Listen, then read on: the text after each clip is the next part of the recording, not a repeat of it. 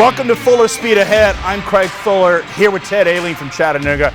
Ted, you get the reputation of being the underground mayor of the city because you're you're the big advocate for Chattanooga being a venture town and being the center of the mobility and freight revolution. I'd love for you to dive into a little bit about your background and more importantly, what you hope to see from Chattanooga. Well, thanks for having me on. If you've not been to FreightWaves yet, this place is unbelievable. The energy down here is incredible, and I think that's this is kind of the spirit of what we thought was going to happen in Chattanooga. And the story kind of begins in 2000. I worked for C.H. Robinson for a few years, and it was an awesome experience. I'm thankful for that opportunity. I came on a sales call to Chattanooga in 2002, and Barry Large, my partner, his dad owned a brick company. Now you guys were roommates, right? We're roommates in college, fraternity fraternity brothers at Samford University in Birmingham. And my other partner, Alan, was down. He was actually waiting tables. And I was married. I had a real job. I had to provide. Think about kids, so I kind of took a first corporate job I could get. I got turned down from a medical sales place. I wasn't good looking enough, and I think an insurance company. But anyway, could you imagine, just real quick? Could you imagine how that would have turned out had you had gone to medical supplies? Oh gosh, and nothing wrong with it. Right? No. Yeah, but I didn't get that. But serendipitous that you were denied jobs. Right. So anyway, we started our company in 2002, August 2002, in Alton Park in Chattanooga, East Chattanooga. Barry's dad had a brick distributor, and I was showing some ways they could save money. I'd never booked a flatbed load in my life, and I thought it was a great opportunity. This was kind of before, social network came out, so it wasn't sexy to start a business then, as you know. And so I have a great kind of anecdotal story. So we started Access America, super humbly in a small office. I had two really big goals when we started the company. First, I wanted to be the best place in America to work. I knew if we were the best place in America to work, we attract the most positive people, and positive people are productive people. And second, I wanted to be a $100 million company. And Barry's he's the CFO. He's like, oh, okay, psycho, let's see how this goes. Just make payroll and make a little bit of money. That's the goal. We had to have a big vision. You got to set really big expectations. So anyway, started the company and just really got super lucky. We grew we had a great culture, and I'm a big believer in hiring awesome people and treating them well, and so we were able to scale the company from 0 to $490 million in about 12 years, and we didn't raise any money at that time. This was bootstrapped from when did you start? 2002, August. 2002. You guys sold to Coyote. Yep. In 14. Yep. Sold and you were about $500 million. You said. Yep. 490 million sales. We had I think 9 offices all over the country, close to 600 employees. Wow! So it was a wild time, and it was. But I got to tell a story about Craig. So 2006, Craig and I were acquaintances, and he invited us over to see his startup called Transmarkets. And Transmarkets at this time, me, Barry, and Alan left there going like, holy crap, this is going to revolutionize the world. And so this is before cell phones, really. Of course it was. You had cell phones. Well, but you had cell phones, you didn't have smartphones. Yeah. And I remember, and we'll get into it, but I remember we looked at cell phones as a platform, and we're like, the technology was not there. Right. But anyway, it was like Keep Trucking, Convoy. It was really, it was would have been the first digital broker marketplace. It was the idea that through Transmarkets, we had these Microsoft embedded XP PCs that we were installing in trucks, and the idea was that you would get your ELD device effectively for free, but you had to take freight from us. And everybody thought we were nuts. Why would anybody join a network of freight? Right. That was, frankly, was a poorly executed model well before its time. Yeah, the timing was off. And I tried to raise capital. We tried to raise a little bit of venture capital. Nobody wanted to talk to us. So trucking, that's a small niche market that nobody will ever invest in. But that was 2006. Yeah. So anyway, we sold our business in 2014, but we started venture investing really in 2012. And so it was kind of cool. At the time, EPB, so Chattanooga is a local power board, they had led this fiber mesh network, 100-mile radius around Chattanooga. And I drug Alan, my partner, who's kind of more the techie one, to the meeting. And there was a bunch of gray-haired people. You're still at Access America. I'm still at Access America, right. We're CEO. And you guys are a couple $100 million in revenue. Yeah, but we really we loved getting a whiteboard in a small office and coming up with a big. it was just not as fun. I didn't like running a huge company. It was just not who I am. I liked more of the startup stuff. And so anyway, we went to this meeting, and they were announcing the gig. And so EP did this big dog and pony show, and they announce it, and nobody understands what it is. Like in the room, everyone's like, what? And Alan says something like, man, I want to be the first customer. And they're like, we don't know how to price it. But it was a neat kind of moment where it felt like Chattanooga was believing in itself and like being really progressive on stuff. And so I think that was a moment. And so then this team that is the Ambition team now that went through Y Combinator, they had a different idea, and they were really big into VC stuff. And so they kind of pushed us. And that time, I knew one of the Bellhop founder. He went to my high school, wrestled with my little brother, and they were doing this thing called Campus Bellhops at Auburn. And so a lot of neat kind of things were happening. So we started kind of we started a Lamppost Group and started investing in Chattanooga. And we wanted to do it in Chattanooga. Like we want to live here. We think Chattanooga is the best place in the world to start a business. It's a great place to raise a family.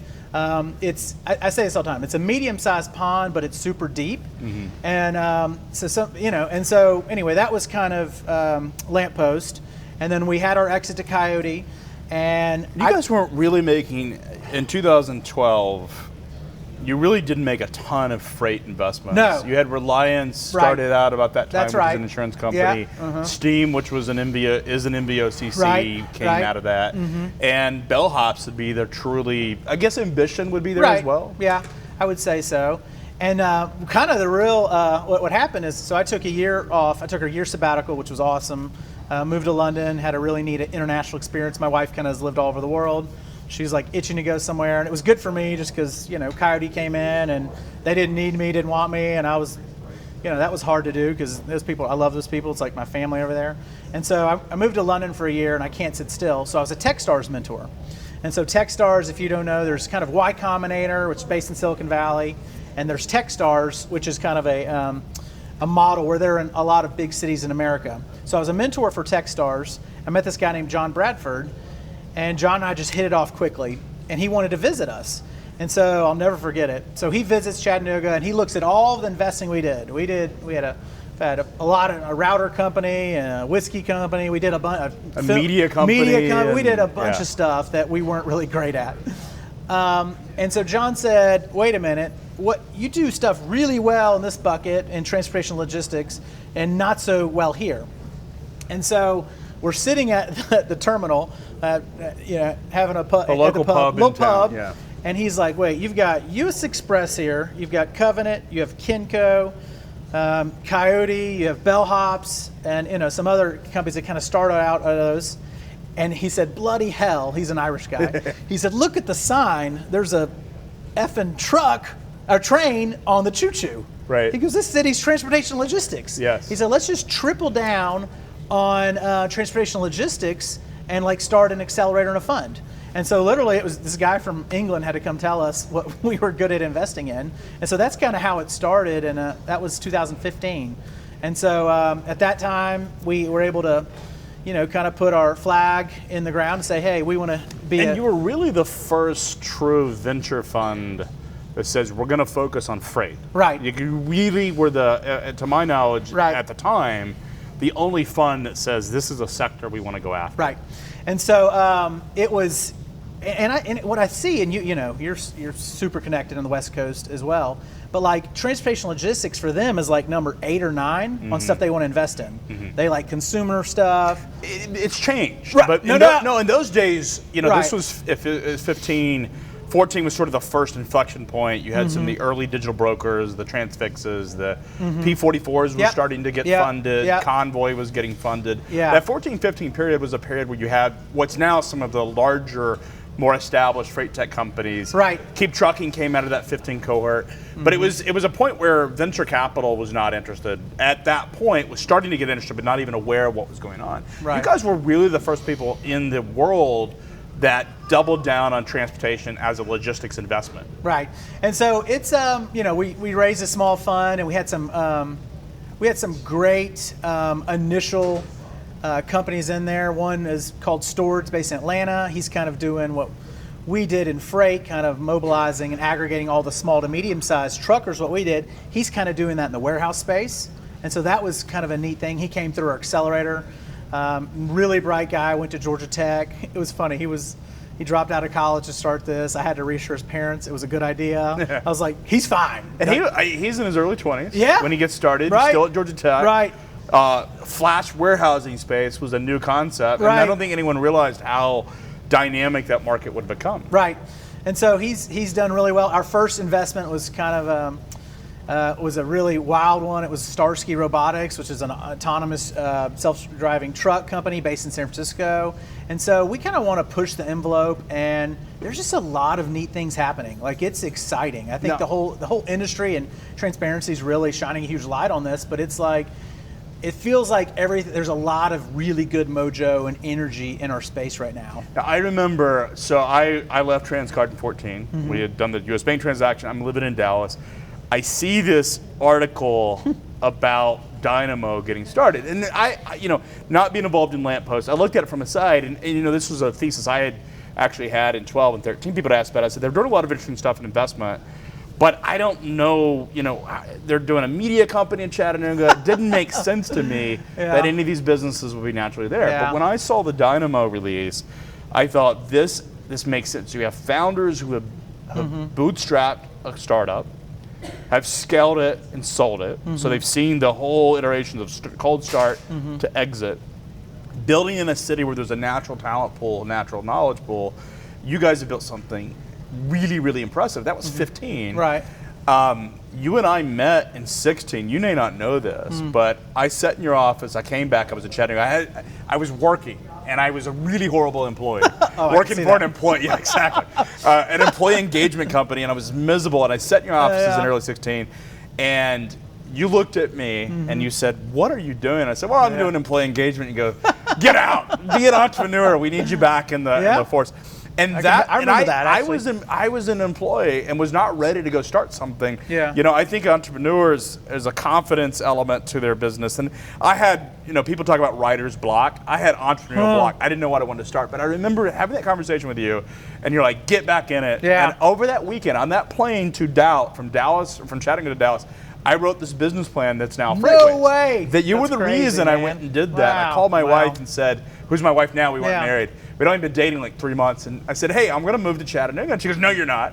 We're not moving back to Chattanooga." Gosh. She had never been here. She had been really? here once to visit, but never had lived there. And it was pretty, so you had a profound impact on me, just like I was on the ledge, you pushed me out. So I am grateful for that. But let's talk a little bit about, so you guys have gone out and made these investments. You had Starsky you mentioned, Storage you mentioned.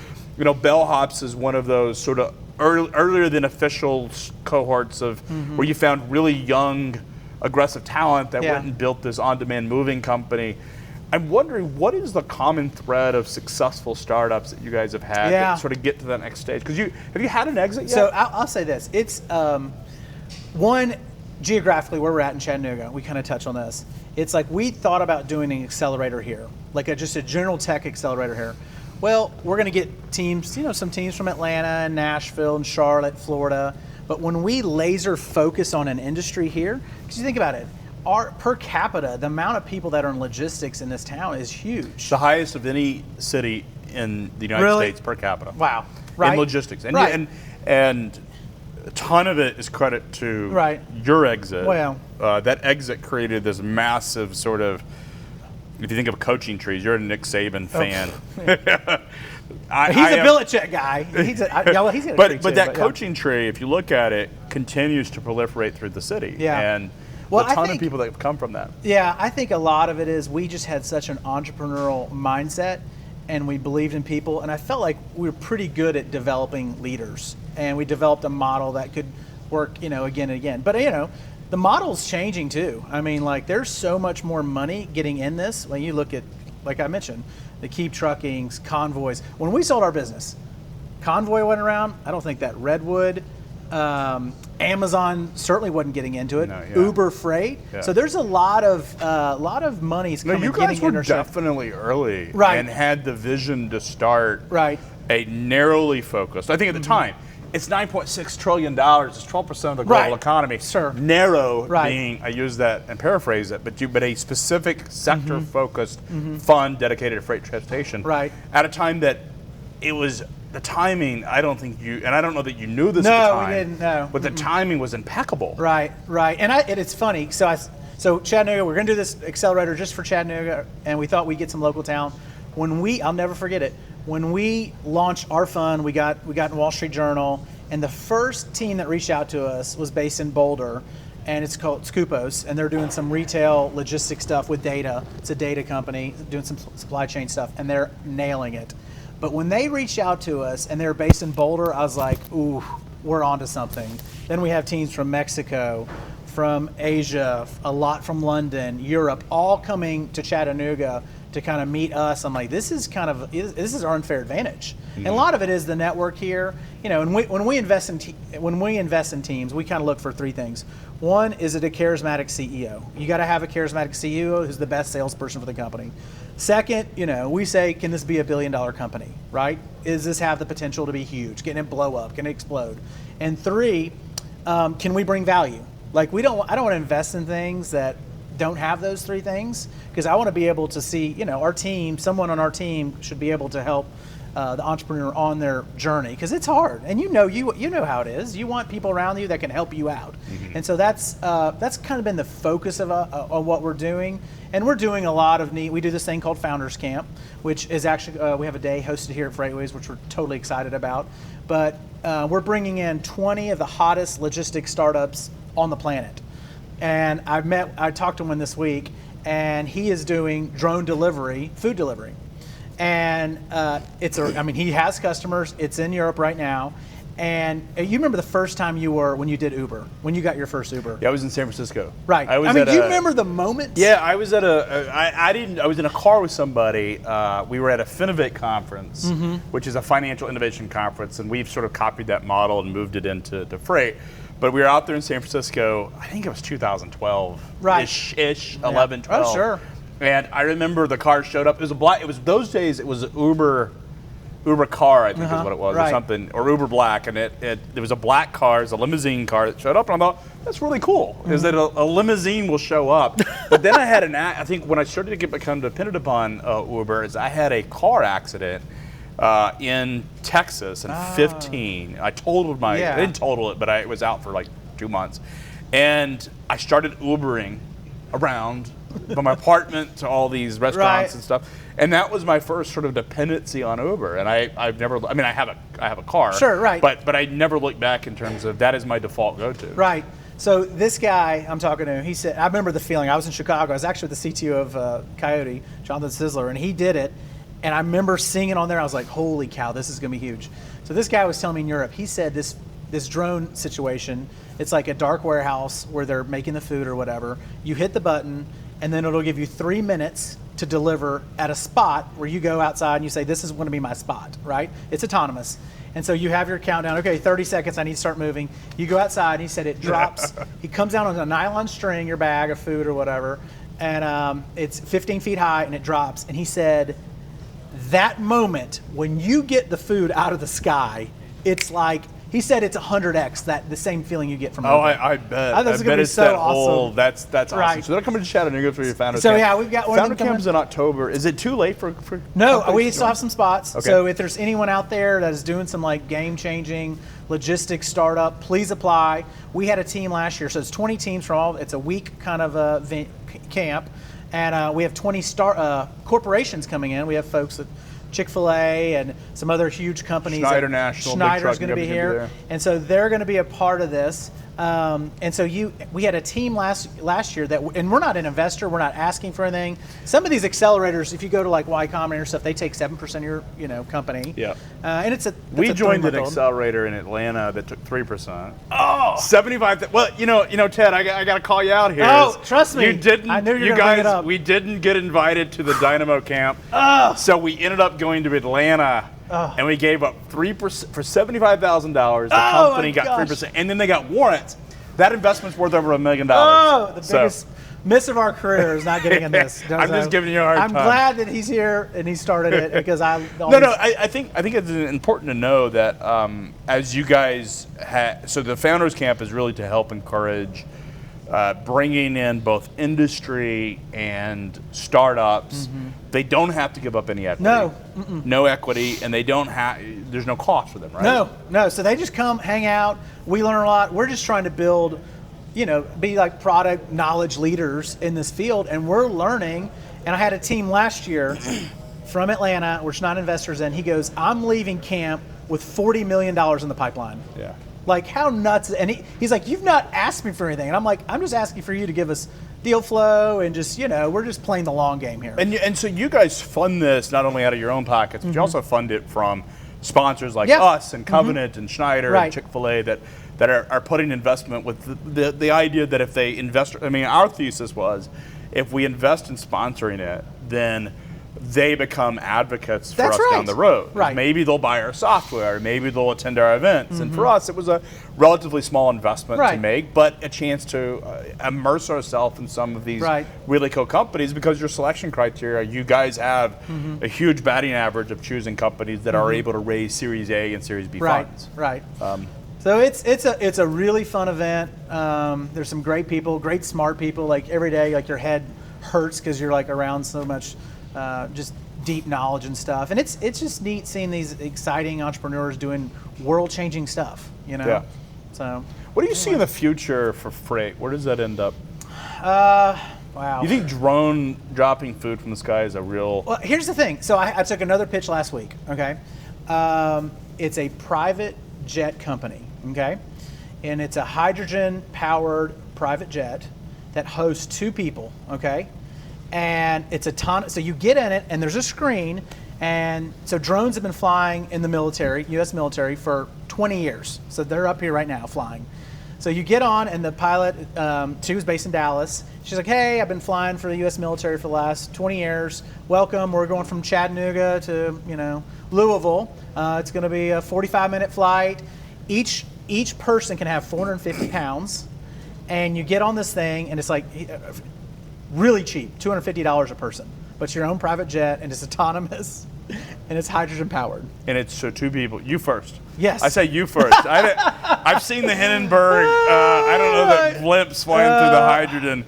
Sounds a little scary to me, but it's but an exciting you time see for that innovation. type stuff, No, it's amazing. Look, I think, there's this. I read this, and I can't remember where I read it, but it's this. Maybe it's Harvard Business Research, but it was this idea that typically people have a tendency to overestimate how fast things change. That's good. But they underestimate the long term. So they think things happen much faster than they actually do short term. Like autonomous vehicles within 3 years, what's probably not likely. But then they underestimate the long game of what that means. They just don't have a perspective longer term. Right. They tend to put too much pressure short term, regardless of whether we're having food drop from the sky or flying around in mini Hindenburgs or whatever it is. The fact remains that this technology innovation is going to profoundly change society. Yes. I think about just downtown real estate. Here in Chattanooga, 41% of the real estate is dedicated to parking.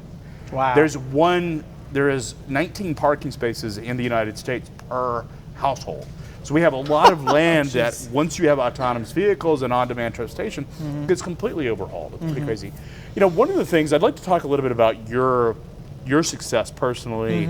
One of the things that was described to me was that the startups that you guys have been successful both investing in and scaling, there's been a common thread in those startups, and it's this, is that it's culture. You guys, among everybody, it was never that you had the deepest tech experience or the knowledge. Right, no. But you guys built a very impressive sales culture and company culture really before it was in vogue. Right. Particularly in this part of the world. Yeah. These businesses in trucking tend to be autocratic, very top-down sort of driven. Right. But there was something different about Access America, which drove your success, which exists now in bellhops and some of the other companies you've had success with, is that you've built these sales cultures. I'd like for you to talk a little bit about that. I think one of my favorite quotes is Zig Ziglar says, if you can help enough people get what they want in life, you can get anything you want. And so I think I'm kind of, I think as a CEO, you kind of have 3 things you're really supposed to do. You're supposed to say, this is the mission and vision who we are. These are the principles we stand by. Second, you're supposed to hire the smartest, most hardworking, most ambitious people you can find. And third, you keep them happy. And so that's kind of what we did. A hard thing to do, ambitious, hardworking, and happy. Right. Oh, it's so hard, isn't it? And I'm also, if people leave, I'm like, great. We weren't doing something good enough, and there's someone else that's doing something better. That alumni network is pretty important. Right. I've never really got my feelings hurt with people leaving. And then I'll say this, our exit, we were some of our shareholders are early folks that really worked at the company. We gave them shares, and when we sold, they celebrated in it. And so we were not super like, oh, we got to have this much equity. We kind of gave a lot of it to the people that earned it. I couldn't sleep at night if I was the only one who made a bunch of money. And so they made a lot of that money. And so now they're like, hey, this kind of worked. Like, we all have something special. Let's see if we can replicate this in different businesses and different industries. And so I think it was just like being empathetic to people, being long-term thinking, not being super selfish, because it's,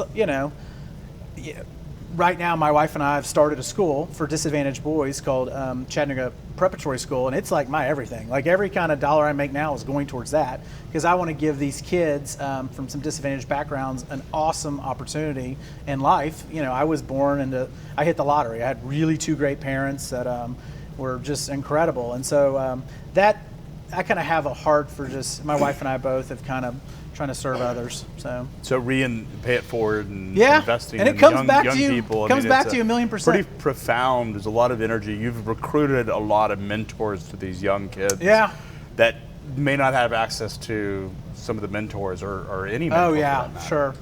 Yeah, I felt like I was born on third, and so and these kids just, oh man, I mean, I could talk. We'd have a whole nother podcast or video cast on this.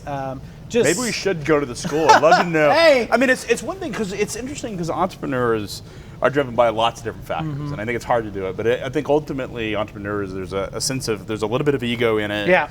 Some of us, a lot of ego in it. There's also this sort of competitive nature to it. But then there's this sort of, as you gain success, and it's interesting because I look at my own life, where if you're born on third, I was practically I was at home and it just existed. I just didn't have to screw it up. But I had points in my life where I was fired from my own company by my dad, which was this is not cool. And basically I had enough to, I had good education, sure. but I functionally had to do stuff on my own. And it was interesting sort of going through those periods of time where I had to rebuild it, and I would say that did more for me, no doubt, as a human, dude, than anything. That in front of my wife, who's been really awesome, right? But as a human, as a entrepreneur, right? It's interesting. I look at the contrast of what you did with Access America and what I had done in my life, in my past, which was I was much more focused on me, and it was you leave. Fuck you. Right. Get out. Right. I'm done with you. And you had this sort of opposite alumni network, which is really powerful for this city. Right. And has been incredibly beneficial to the strength of our city. I didn't understand that. And it wasn't until after I was out of my former company and had to sort of build a network that I had to learn what that was like. And I learned I really learned the empathetic side of what it's like to find a career, find a job, work for somebody, and what that means. And I think you guys did it the right way. Well, it's a medium-sized town, and we got to band together here and help each other out and think long-term for our city. And I know you and I both talk a lot to some political people and stuff that we want to even supercharge this. They didn't even get it when we talked 2 years ago about the importance of right. freight. They get it now. They get it now. Right. But it's been beat into them by you and me and Chad and everybody. When you show up and you have 50 companies that are in freight and logistics and are 8 of the 11 Inc. 5000 companies are involved in transportation at some level. I think it sends a pretty clear message how important this. Well, this I've heard this in Austin, and I've felt it in San Francisco, where everyone is always talking about a startup. It's in the water. I'm telling you, it's here now. Yeah. It's coming, and it's multiplying itself. I think the formula for it, the degrees of success. When I think about companies coming to the Founders Camp or just interacting with Chattanooga, is that the great thing about being in this city is how connected everybody is. Yes, right. And I think, I talked to the folks, I talked to Chad, I talked to Ronald, I talked to, in this building, we probably talk to every single one of the freight companies on a weekly basis because it is so connected. And I think about just how people are coming to visit Reliance, they're coming to visit us, they're coming to visit you, and they end up sort of cycling through all the different companies. It isn't a huge advantage of being in Chattanooga. Because you get access. You can't go to another city and be able to do that. Not with this density. I mean, Chicago may have more companies. Sure. But it's a much bigger city, and I don't think it's as tight. And I feel like the whole community is pulling for entrepreneurs. Like, they see how important this is to start businesses here and to support that. I had so many early companies here that gave me freight that shouldn't have given me freight. Like, we were like 4 of us, and they're giving us my friend at Komatsu, Dennis Riddle, he gave me some loads. I'm like, get in the car, like, what is that guy thinking? But he gave us a shot because we were based here, and you don't get that. There's a lot of pride in Chattanooga. There's a lot of pride in freight, and it is a city where some of the most influential and powerful companies will end up coming to Chattanooga because you're here, Dynamo's here, FreightWaves is here, Reliance is here, Trident, you name, we can go through a list of names, but there are dozens upon dozens of companies, US Press Covenant, that come here to visit, and then they're able to hit 3 or 4 different companies, and there's always a super connected. And I think that super connector element, that cluster that we've built here in Chattanooga is pretty profound. That's good. And I think credit to you guys, because a lot of that is your coaching tree. And I think as cities look to replicate the model, there is times where I think people get, that exit was benefited Ted and his crew, and they didn't realize the impact of you guys being young, having a bootstrapped exit, not having venture capital. That money stayed in Chattanooga. That's right. And it was reinvested. That's good. So I think that's pretty awesome. Yeah. Well, you've got your Founders Camp coming up in October. It's still time to get involved if you want to join. What's the website that they should go to? So it's dynamo.vc, and we thank FreightWaves, all the awesome stuff they're doing. If you are watching this in Chattanooga, we'll give you a tour of everything going on. You got to see the energy here. Move your company here. Start an office here. We think there's a lot of there's a lot of good talent that understand freight and love it. And so we're kind of trying to capitalize on that as a community. And what are the dates for the Founders Camp? It's in the middle of October. I'm not exactly sure. So go check out the website. Middle of October, the Dynamo Founders Camp. There's going to be lots of folks connected to the industry, a lot of industry leaders and tech leaders involved. It's a great way to interact. No cost, no equity, and no cost to join. Be fantastic opportunity to build network and help you drive your business success. So, Ted, really appreciate you coming on. We'll hope to have you soon. Good luck with the Founders Camp. We'll see you there.